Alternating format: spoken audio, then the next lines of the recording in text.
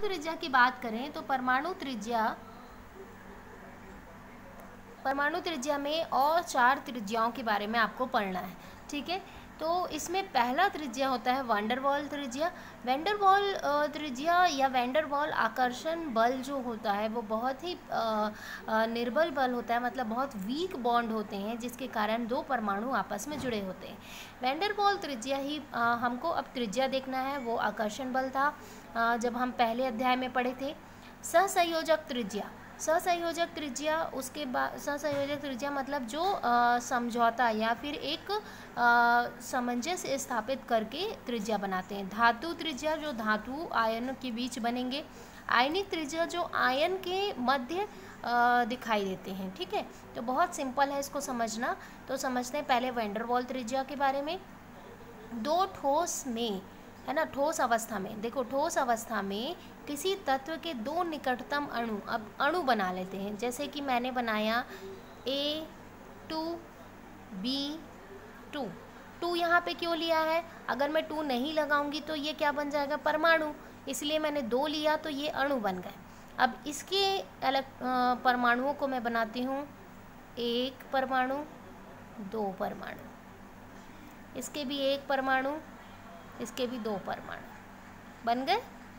तो क्या बोल रहा है? निकटतम अणुओं के, है ना, अणुओं के निकटतम परमाणु, निकटतम अणु है 2 अणु मैंने लिया, 1 अणु और ये दूसरा अणु।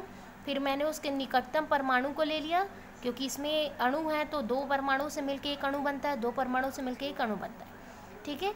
अब नाभिक के मध्य की दूरी का आधा, नाभिक के मध्य की दूरी का आधा को हम क्या कहते हैं? उसकी वैन डर वाल त्रिज्या कहते हैं। तो देखो इनके नाभिक और इनके नाभिक, ठीक है, इनका जो ये दूरी है, ये दूरी हो गया डिस्टेंस, उसका आधा, है ना। तो उसका आधा अगर हमको ज्ञात करना है तो कैसे करेंगे? देखो ये मेरा पहला परमाणु, ये हो गया दूसरे अणु का, ये पहले अणु का A2, ये B2 हो गया। अब ये नाभिक, ये नाभिक, ये नाभिक और ये नाभिक के बीच की दूरी का ये आधा दिख रहा है, ये आधा, ये क्या हो गया? वैन डर वाल त्रिज्या हो गया, वैन डर वाल रेडियस। क्लियर हुआ? आया समझ में आपको? 2 अणु लेना है, उनके निकटतम परमाणु लेना है। मैंने पहले आपको अलग अलग समझाया, फिर इसको इस तरीके से जोड़ते हुए समझाया। तो इन दोनों नाभिक के बीच की दूरी का आधा को हम वैन डर वाल त्रिज्या कहते हैं, ठीक है। तो बुक में भी देखोगे तो आपको यही चित्र मिलेगा, ठीक है। आया समझ में आपको? अब सहसंयोजक त्रिज्या की बात होती है। तो सहसंयोजक त्रिज्या किसी तत्व के एक अणु में 2 समान परमाणु एकल सहसंयोजक से जुड़े होते हैं, ठीक है। तो इनके 2 परमाणु के नाभिकों के मध्य की दूरी का आधा उस तत्व के सहसंयोजक त्रिज्या कहलाती है। अब देखो इसको कैसे समझना है। क्या बोलता है कि इसमें कोई परमाणु है, मतलब अणु है, कोई एक अणु जिसके परमाणु आपस में सहसंयोजक बंध से जुड़े हैं। ये जो बंध है ये सहसंयोजक बंध है, ठीक है। अब इनके नाभिक के बीच की दूरी हो गई, नाभिक के बीच की दूरी का आधा, ये देखो आधा,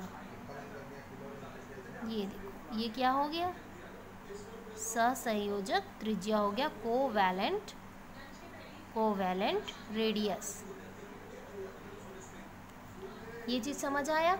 ये इसी में आपको विशेषता लिखना है। पहला विशेषता बंधन क्रम पर निर्भर करता है, मतलब कोवैलेंट रेडियस या सहसंयोजक त्रिज्या बंधन क्रम पर निर्भर करेगा।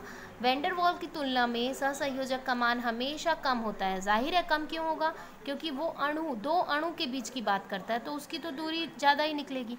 ये सिर्फ एक अणु में ही उपस्थित परमाणुओं की त्रिज्या की बात करता है। तो यही बस डिफरेंसेस है वैन डर वाल में और सहसंयोजक में, ठीक है। सी और एकल बंध, सी अगर कार्बन परमाणु एकल बंध से दूसरे कार्बन परमाणु से जुड़ा है तो उसको एकल बंध कहेंगे। 2 बंध बनाते हैं तो द्विबंध, त्रिबंध बनाते हैं तो त्रिबंध।